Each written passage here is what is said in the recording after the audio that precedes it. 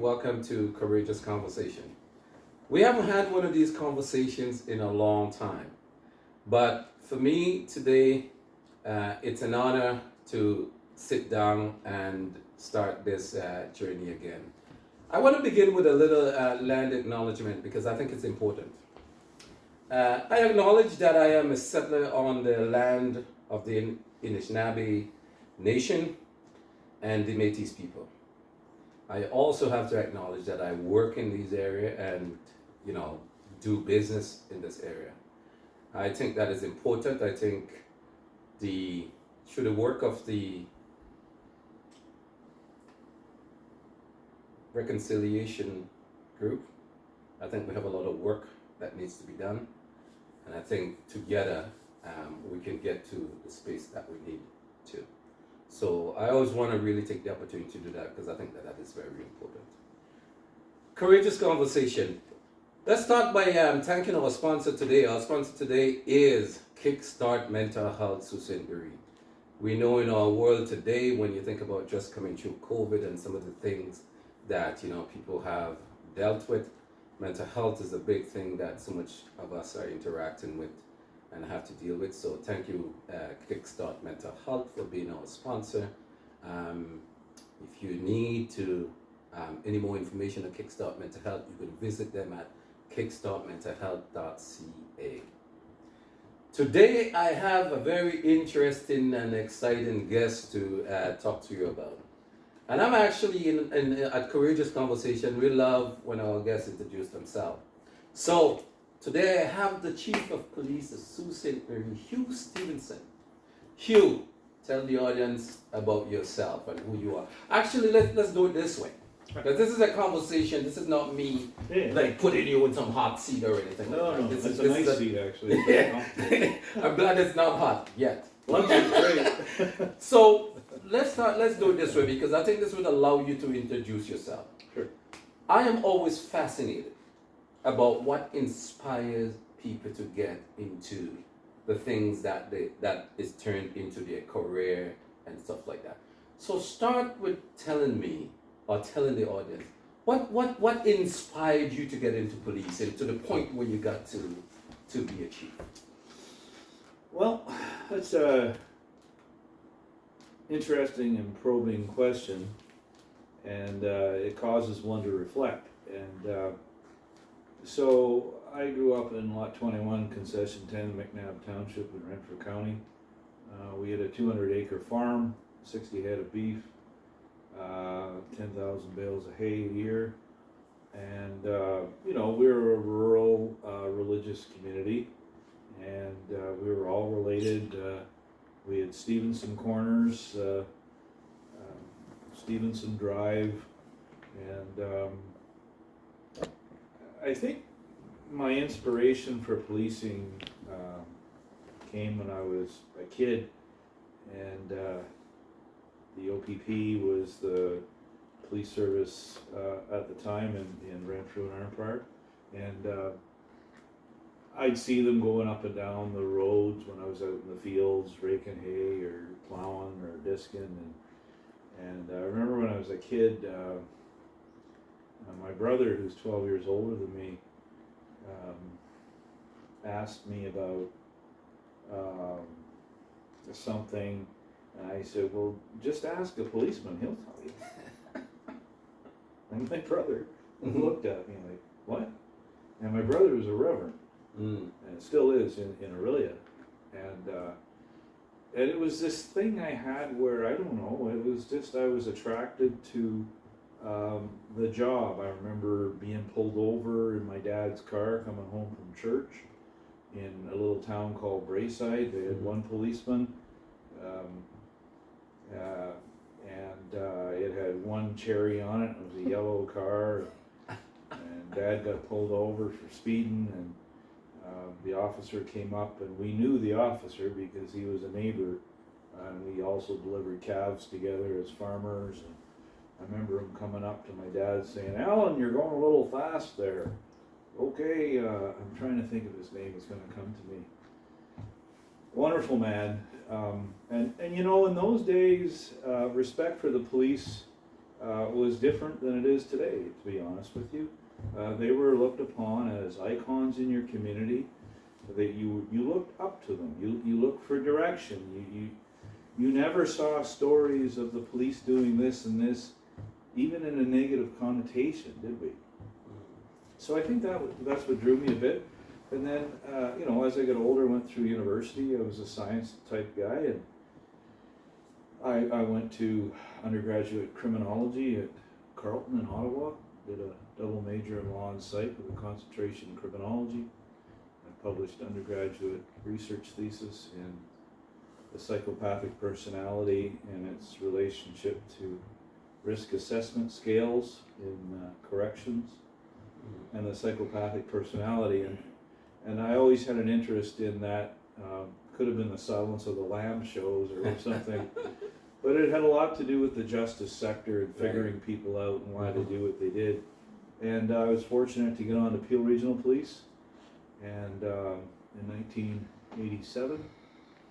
And while I was in policing, I always felt that I personally needed more than just policing. I wanted to have perspective. I wanted to be able to expand my mind a little. So I did my master's in criminology at UT, and that was very fulfilling. And it always gave me an out. It gave me a different perspective on justice. Some would say that criminology favors the left to a degree. I would say it does. It's also centrist in certain areas, but it tended to give perspective to the whole game. And even my earlier professors, Professor Shearing and Erickson, who passed on now, they would challenge you, specifically if you were in policing in a graduate program, to think about what you do every day when you wear the boots. Right. But by the same vein, I'd also challenge them back to say, but you don't know the reality of the occupation. You read about it theoretically. Yes. You're critical about it. But you can't be critical unless you have the solutions. Yeah. So I took a year out of school, still being a frontline police officer in Peel, and then I did my PhD in clinical psych and education. And that was, do you remember that Harvey's commercial? Yeah. Where the old lady says, "Where's the beef?" Yeah. That's sort of the driver Yeah. of it. What makes us tick? Yes. Both from a criminal enterprise perspective, how does societies work? How does justice work? Yeah. And so that's my story. And then I joined the OPP and did frontline policing, undercover internals, and went into more behavioral sciences based on my academic background. Thoroughly enjoyed that. Academy director for a number of years, putting young people, older people all through police education programs. And then my last clump was more or less organized crime, both as Criminal Intelligence Service Ontario director and as a brief stint as Organized Crime Enforcement Bureau. Then I retired for 12 days and became chief of police here. That was the next question I was going to ask. So how did you end up in the Sioux as chief of police? There's a number of chief opportunities become available. I was up here with CISO, or Director of Criminal Intelligence, on a number of different files, and I like the area. I'm a farm boy. Right. I had this picture of an A-frame in the bush and going to be the chief, and I remember at my interview, it was all about, you should probably buy in the city. Yeah. And then I thought I was in the city. I thought I was in Prince Township, but I was actually in the city. It's a little bit of a funny story, because it gets a little funny out by the airport. Yeah. Anyways, we lucked out. I got a beautiful property. I enjoy the job. I enjoy the people. I enjoy the governance. I enjoy the community. And really the answer today is, so what makes you tick? Why do you do this? Because you want to help people, right? Interesting. You and I chatted at the table, and thanks very much for that unbelievable jerk chicken. Unbelievable jerk chicken. And he uses Grace hot sauce. Just a little plug there. But it's all about being able to solve problems and help people. And we talked at the table about, you know, as chief, many counselors will call me 24/7, 365.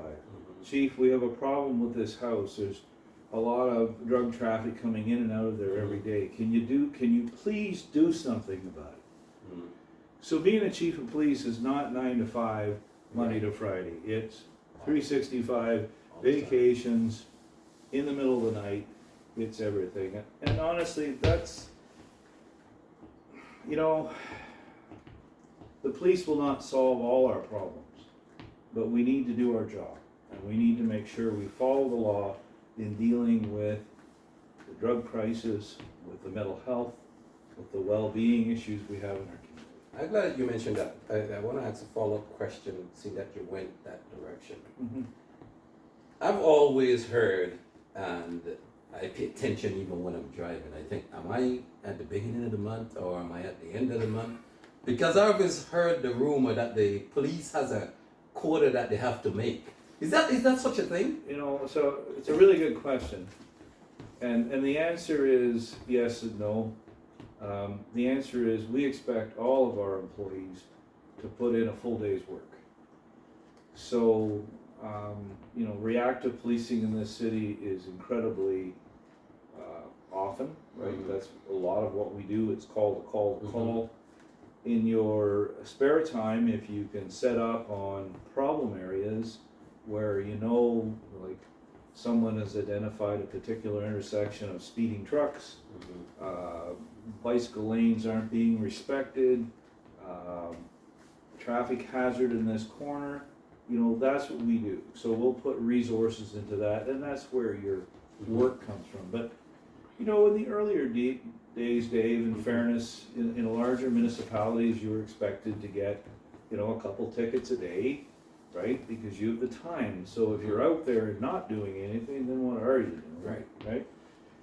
So that's sort of the way. So from a regular person, and it feels like it's a target, but it's just people doing that. So really, what it went from was a numeric count issue 35 years ago to a did you solve the problem? Right. So if your problem is, say, on second line between two intersections, it's not always tickets. You can pull someone over and simply caution them and say, listen, you're going over the speed limit, your driving is aggressive, and it's really about that more now than just laying paper and causing people harm. Yeah, that makes sense. Yeah. Well, we'll continue the same train of thought. Another question that I had for you, because we have had some conversations before around some training that we did together, anti-black racism training. I'm still always fascinated about some of the numbers that is present when you look at marginalized or equity deserving groups, people, and how, if I take blacks for example, in Canadian society, black people make up 8%, around 8% of society, but in prison, in the legal system, I'm not even going to use prison, in the legal system, they make up about 30%. How do you as someone who's been around in this type of environment, how do you reconcile? How do you explain? The better way to say it, what do you think are some of the social determinants of those numbers shaping that way? Well, you remember the exercise that you and your colleagues conducted at the Quattro when we were all put in a line? Well, the privilege walk. The privilege walk. You recall the outcome of that privilege walk? Yeah, that was fascinating. Wasn't it? Yeah. And then you look at your justice system. Those percentages are very comparable, aren't they? Interesting. Isn't it? Yeah. So the social determinants of the justice system, I feel, are responsible for that disparity. I'll give you an example. Years ago, they started a First Nations court or Indigenous court in Toronto. Right. For that very specific reason, so that when the justice system was applied to people of a different social representation, input variables, that those things were taken into account, not simply from a perspective of guilty or not guilty, Right. but more from a correctional perspective. What contributed to this individual's situation today? It was no different than the privilege walk. When we all in our heads, and I did personally honestly thought, well, I know there'll be some disparity, but we'll all be ahead of the line. It wasn't, was it? There was this massive gap of people's experiences in this society, because I see it from a Caucasian Scottish person. And I was very fortunate, you know, to be raised in a family farm and, you know, a strong religious culture, mom and dad, the whole 9 yards. They weren't perfect, but I never realized the difference between the things that were just a given to me, that privilege walk showed. So why would the justice system be any different? Because the justice system was built for people like me. Why? Because those are the people that created the system.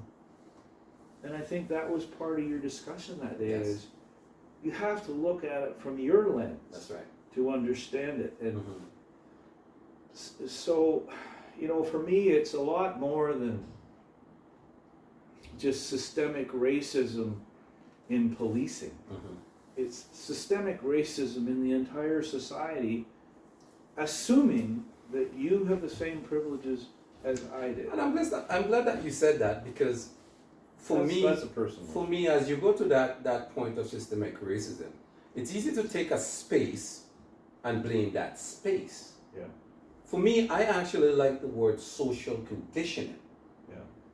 Because depending on the environment that you're in, you're going to be socially conditioned to think, act, be a certain way. And then if you end up in the police, or you end up in the teaching, or you end up wherever, then you take that condition with you. So it's not necessarily was born within the police, it was born within the society. Absolutely. And then end up in those spaces. However, I mean, one of the conversations that I had with you, and I really enjoy, and I think about all the time now, and use that discussion as a question, is when you talked about the large amount of oversight that is in policing. And I really like the point, and I would really, and I'm hoping to get into some other conversations with others outside of this space, because I like the idea of, why don't we provide larger oversight to, as an example, to the education system, so we can help young people, we can catch them early, support them early before they have to get to the point of interacting with the legal system or with the law. I really enjoy that discussion, and that has stuck with me for a long time, because I think that it requires those type of conversations in other different type of spaces, in order to ensure that we are supporting and impacting people at an earlier stage than when they get down the road. So, and I totally agree with you, and I take it even one step further. I think your term social conditioning is relevant simply because whether it's how you treat people that are similar to you, or people that are different to you, the basis of it all goes down to teaching respect. And I find, and I've always suggested, and I've been an educator for 25 years, I've taught around the world in different universities, and in my years teaching at Lakehead, I taught a violence course from my days in behavioral science, and I always made the argument that the most important thing that the education system can do when they have young minds is to teach them to respect people. Would you not agree with me, Dave? It's more important than math and science and reading. And yet, and I know curriculums are a challenge, and I'm no expert on educational board curriculums, Yeah. but that's where you start. And even your privilege walk should occur, at the cognitive level where kids understand we are not all the same. We did not have the same game. Yeah. 100%. And especially when you have a high immigrant population in a city, where let's get everybody's head around this, right? Whether it's LGBTQ plus, Yeah. whether it's a Cano, whether it's Ola, whether it's young, old, ageism, let's get the respect built, so that when you deal with people that are different, you appreciate that. 100%. And that's Some of that. Yes, that's important in all these institutions. Some of that begin at home too, though. Because if that is not within the household, right? I had an incident the other day that someone shared with me that happened at school. It was 5 years of age. 5 years old? Yeah, 5 years old. Mm. Right? So that person hasn't really fully entered into the school yet. So, I mean, he didn't even go a little bit deeper. So it's that. modeling behavior. Modeling right? behaviors, of right? The parents. So that's important too. I mean, we're not going to fix and solve all the problems today, and we don't have a lot of time. But it is a macro issue. It is. Right? It's not just an institution. That's it's right. multiple Exactly. It is a social issue. And one of the things that I learned in my sociology studies at Algoma University, Dr. Deb Woodman used this word, and I said to her, what does that mean? She said, multivocality. Multivocality. She said, we need all of those voices at the table. Yeah. And until we are doing that, when it comes to the social aspect of it, we have bigger challenge, because then what we're doing, we are just regurgitating the old. And I would suggest those people at the table need to have power to make decisions. 100%. Can't be a token. No. And I've said before, I know what it is to be the token black guy at the table. I've done a lot of those. Yeah. But sometimes you got to be the token in order to then move beyond the token, right? So I have accepted my token role in many times and say, you know what, if this is where I get to start, it's still a start. It's a door in. Yeah, exactly. Yeah. Anyway, I got some more questions. We can talk about this stuff all day, right? So, you touch on it a little bit. Who is your boss? And can he fire you? Because I heard a rumor that you cannot be fired. Well, it's a rumor, right? I'm just saying. So, that's a great question. So the Police Services Act sets it out very clearly that the governance authority of a municipal police service is the Police Services Board. Right. And our board has 3 municipal appointees and 2 provincial appointees with an elected chair. And they would then would make the decision to continue a chief's employment or not. So certainly they can be fired, they can be let go, they can retire. I mean, that's happened frequently in the provinces. Another question. In your view, what would be the value for Indigenous and equity-deserving group personnel on the force, in the police force? What would you think would be the value? An incredible value. I mean, we can go back to, I know it sounds colloquial, but Sir Robert Peel said the people are the police and the police are the people.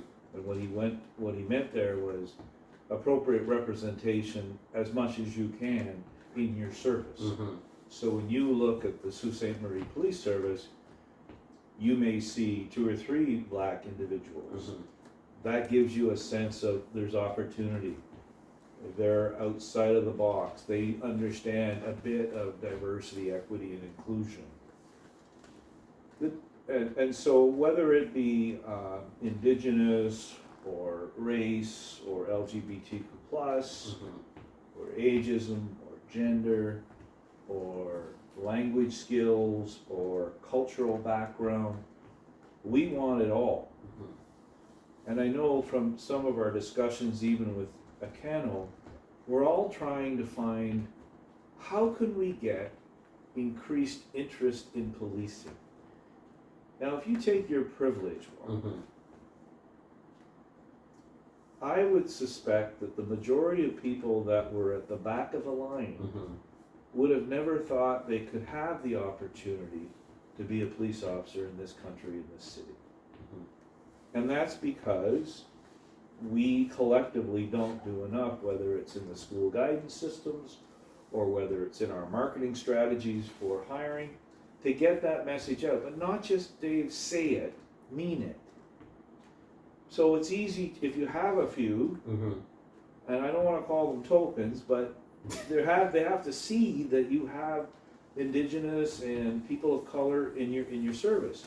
So, but we collectively came up with a great idea, and one of my board members yesterday, Rick Webb, sent me a text and said, "Chief, what are we doing to get more representation on our police service?"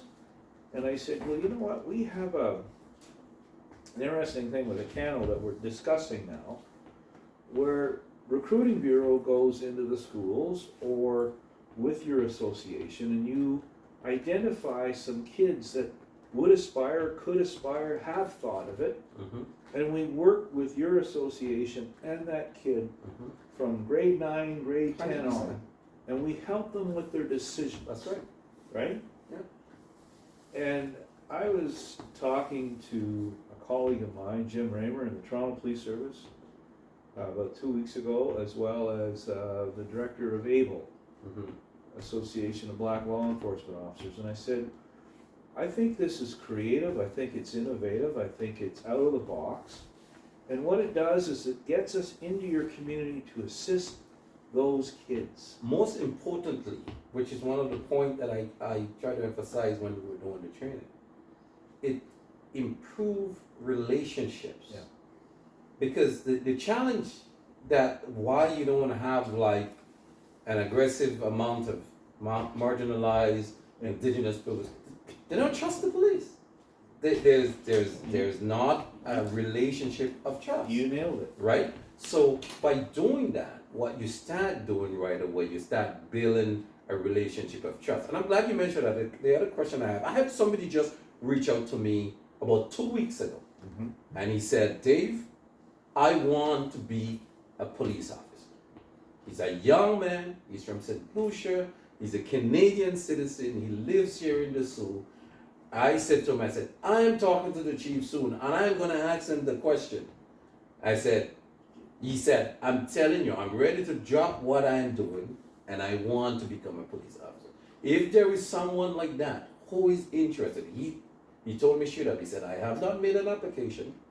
He says, "But I want to know what I can do." So this is a person that I know right now that is ready. What would you say to it?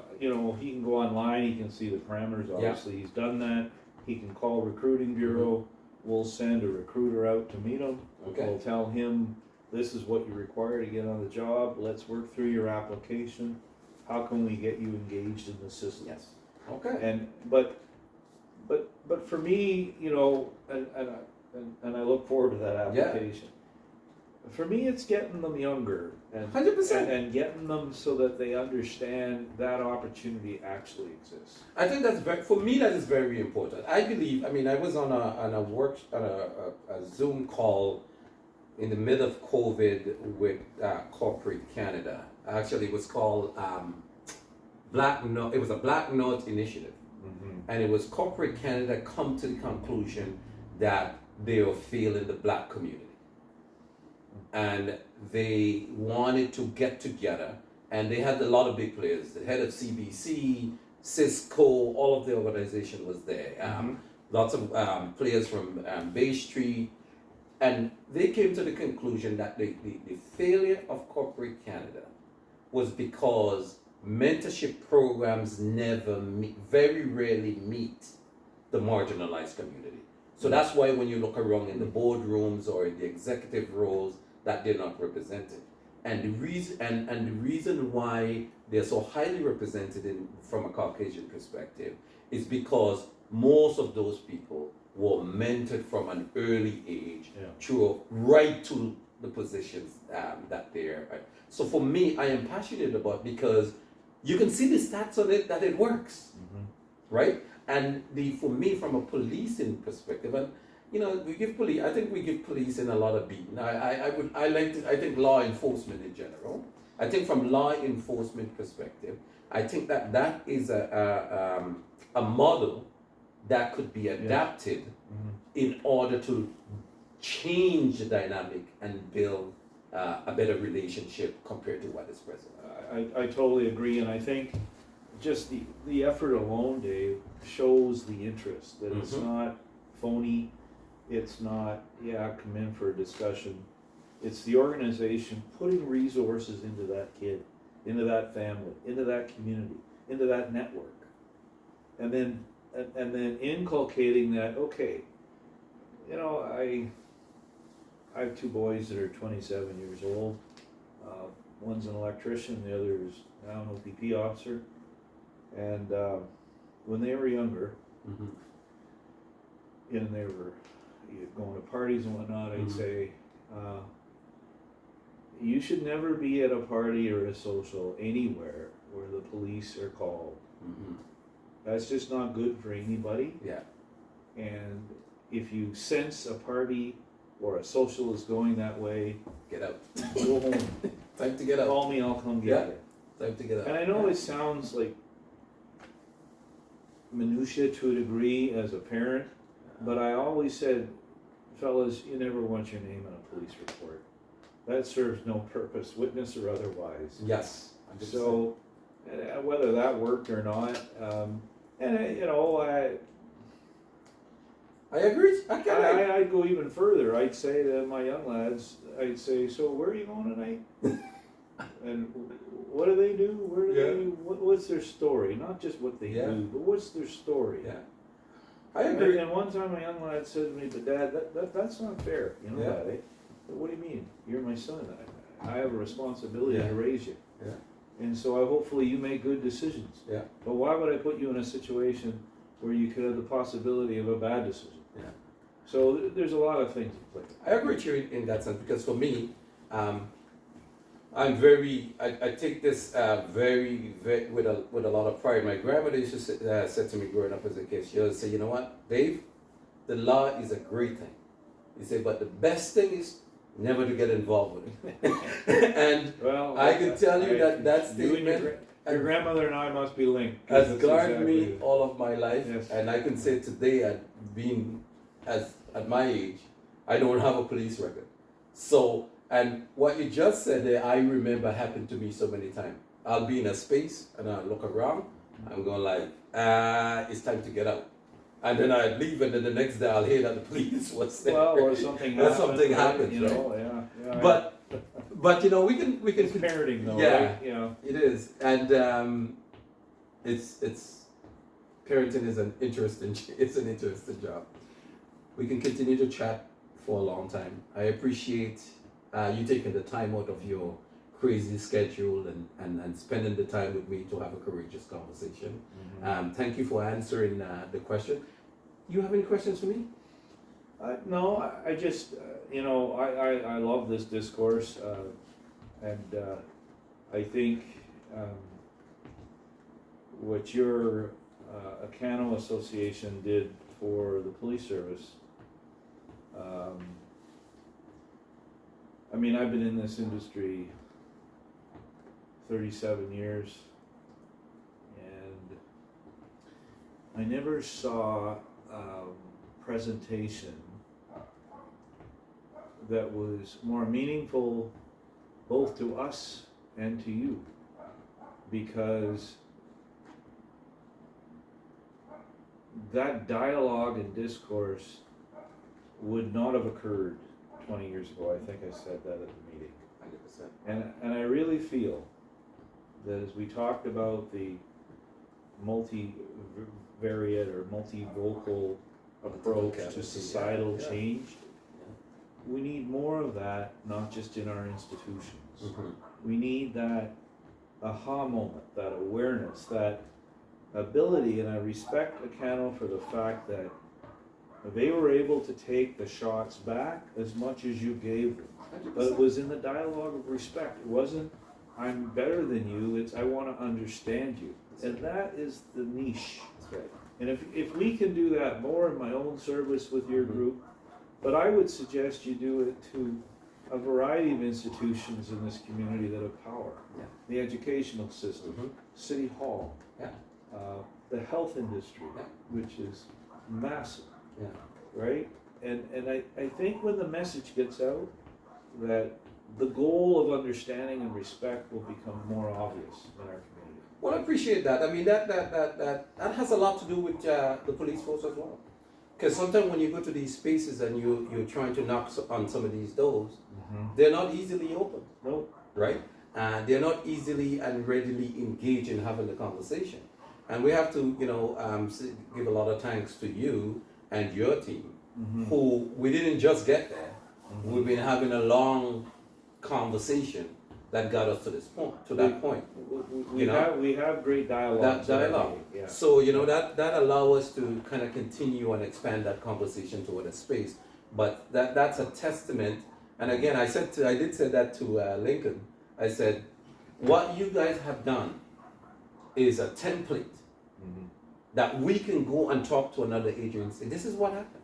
Yeah. Right? We've had, for me, I believe in dialogue. Me too. I believe that if you don't start having a conversation, you can't get anywhere. I think in conversation, in a space, as you said, when you open it up and allow it to be an authentic space, where it's an opportunity for both of us to learn, be comfortable being uncomfortable. Yes. Because it's not going to be a comfortable conversation. And there has to be a bit of friction in it to make it real. Well, one of my favorite quotes is, it says that growth does not happen at your comfort zone. Yeah. Right? So if we have a lot of work. One of the quotes that I've been using lately that I really enjoy, I think it's from Alvin Toffler, and he says, the illiterates of the 21st century is not going to be the people who cannot read and write. It's going to be the people who cannot unlearn, relearn, and learn. We have a lot of unlearning to do as a society, as a people. We have a lot of relearning to do, and a lot of learning. And that only happens when we authentically sit together and have dialogue, not finger pointing, not blaming, not that kind of stuff. No, but to, as we did in that presentation, here is the information. This is not pointing the finger. Here is the information.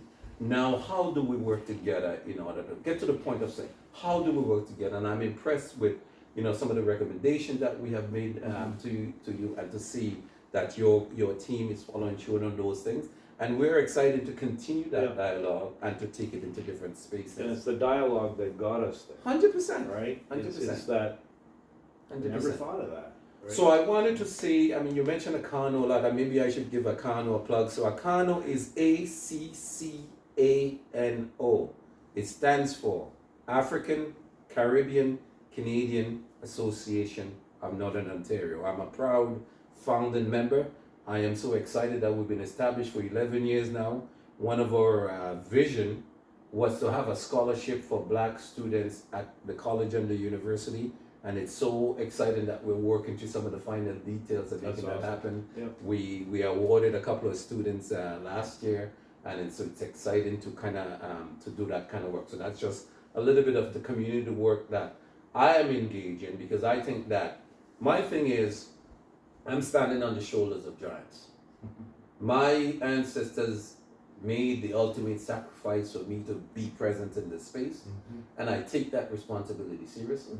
I always look for opportunities to have positive dialogue, to look at positive change and how we move forward. So I so appreciate you taking the time to come and have a courageous conversation with me. Dave. And from a community space, I know that we will be continued dialogue. I would look forward to our next discussion. And maybe we'll eat at your house next time. Absolutely. So I'm pretty good with steaks. Yeah, okay, perfect. So from a courageous conversation, want to thank you for joining us today again. Our sponsor is Kickstart Mental Health. You can visit them at kickstartmentalhealth.ca, just the way it sounds. Remember, have the courage to have courageous conversations because it might just save your life.